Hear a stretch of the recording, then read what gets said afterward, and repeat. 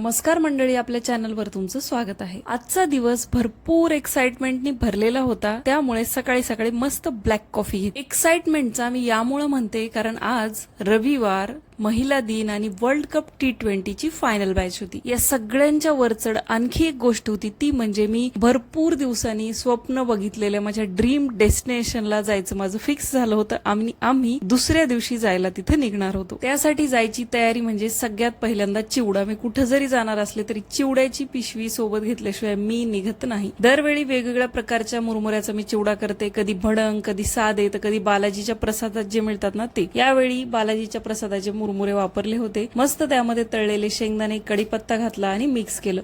चिवड्यामध्ये मला कुठलीही अडचण आवडत नाही, मक्का पोहे वगैरे मी घातलेले नाहीत। खूप साध्या पद्धतीने अगदी 10 मिनिटावाला चिवडा मी करत आहे। थोड्याशा तेलामध्ये जिरे मोहरी कडवून घेतलं, थोडंसं तेलाचं टेम्परेचर कमी केलं, त्यामध्ये धने पावडर, चाट मसाला, मीठ, हळद, लाल तिखट गरजेनुसार घातलं आणि हे छान तेलात मिक्स करून सगळं मुरमुऱ्यात टाकलं। थोडीशी पिठी साखर चवीनुसार मीठ घालायचं आणि छान मिक्स करून घ्यायचं। असा झणझणीत चिवडा बनवून तयार झाला होता ना। कुठेही 5-6 दिवसाच्या ट्रिपला जर आम्ही चाललो असलो तर मी चिवडा नेहमी बरोबर ठेवते, कारण तोंड चालू ठेवायला कुठलीही बाहेरच्या पॅकेटच्या स्नॅक्स पेक्षा चिवडा नेहमी बरा पडतो। मस्तपैकी माझा चिवडा इथं बनवून तयार आहे।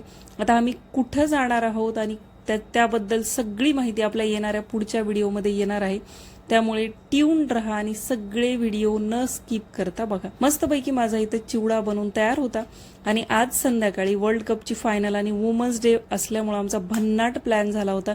सगळ्या मैत्रिणी आम्ही एका ठिकाणी एकत्र जमणार होतो आणि सगळं सेलिब्रेशन करणार होतो आणि मॅच सुद्धा सोबत बघणार होतो। त्यामुळे मला एक स्नॅक्सचा आयटम बनवायचा होता।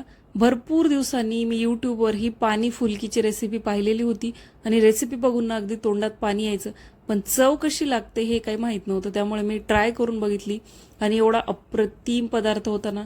तुम्ही सुद्धा एकदा ट्राय करून नक्की बघा, या पदार्थाच्या प्रेमात पडाल। सगळ्यांसाठी मी पाणी फुलकी बनवली आणि सोबत घेऊन गेलो। संध्याकाळी 7 वाजता मॅच चालू झाला आणि मस्त आमची एन्जॉयमेंट चालू होती। 4-6 ला आम्ही मस्त चिअरिंग करत करत मॅच बघत होतो।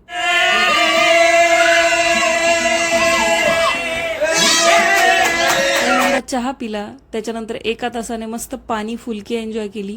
अप्रतिम लागत होती मुरल्यानंतर।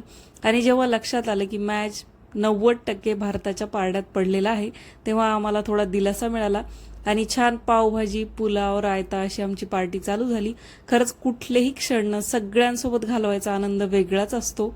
शेवटी भारताने विश्वचषकावर आपलं नाव कोरलं आणि आमचा धिंगाणा सुरू झाला।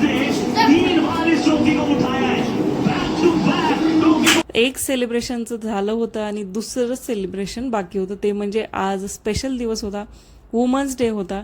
त्यामुळे माझ्या दुसऱ्या मैत्रिणीनं मस्त असे 2 केक बनवून ठेवले होते। 2 केक कशासाठी, तर 1 केक मुलांसाठी आणि 1 केक आमच्यासाठी, कारण कुठेही केक दिसला की मुलं त्यांना कट केल्याशिवाय ते राहत नाही, त्यामुळे त्यांच्यासाठी तिने एक वेगळा केक बनवला होता।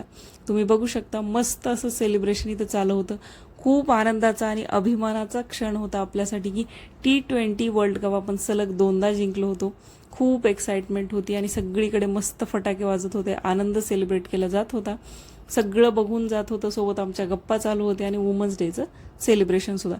सगळीकडे असा तिरंगा पाहिला ना की अंगावर अगदी काटे येतात।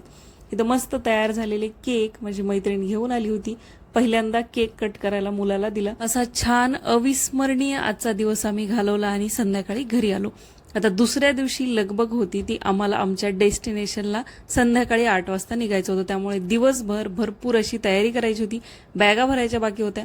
सकाळी सकाळी एनर्जी येण्यासाठी मस्त हा ABC ज्यूस मी प्यायले, ॲपल, बीटरूट, कॅरेटचा ज्यूस कधी कधी आठवड्यातून 1-2दा मी पिते आणि खरंच याचे रिझल्ट खूप चांगले आहेत। पटापट कामं करायला चालू केली। मुलाचा आज पेपरचा शेवटचा दिवस होता, त्याला डब्यामध्ये हा इन्स्टंटवाला रवा ढोकळा दिला होता। मीही तोच नाश्त्याला खाल्ला, बॅगा काढल्या आणि भरपूर पसारा सुद्धा काढला होता।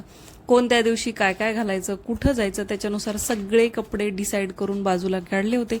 कुठला स्पॉट कसा आहे, तिथं कसे फोटो येतील, कोणत्या कलरचे फोटो काढायचे, हे सगळं वेगवेगळं आमच्या तिघांचे कपडे काढून भरायला मला जवळजवळ 3 ते 3.5 तास गेले।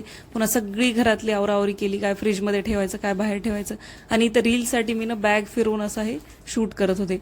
त्यानंतर निघण्याच्या आधी सगळ्यात महत्त्वाची माझी तयारी दरवेळी असते म्हणजे बॅगाला कव्हर घातल्यानंतर बॅगाचे जे व्हील्स आहेत ना, त्याला आम्ही नेहमी अशी जाडसर चिकटपट्टी लावतो। यामुळे काय होतं ना, आपण कुठेही बॅगा ओढल्या खेचल्या तरी बॅगांचे टायर फुटत नाहीत. मला भरपूर याचा एक्सपिरियन्स आलेला आहे. तेव्हापासून मी चिकटपट्टी लावल्याशिवाय बॅगा बाहेर काढत नाही. सगळी तयारी झाली होती, खूप एक्साइटमेंट वाटत होती. मस्त संध्याकाळी आम्ही निघून सकाळी पोहोचणार होतो. सगळे घर व्यवस्थित लॉक केलं, सगळं पाहून झालं, देवाला नमस्कार केला आणि निघालो.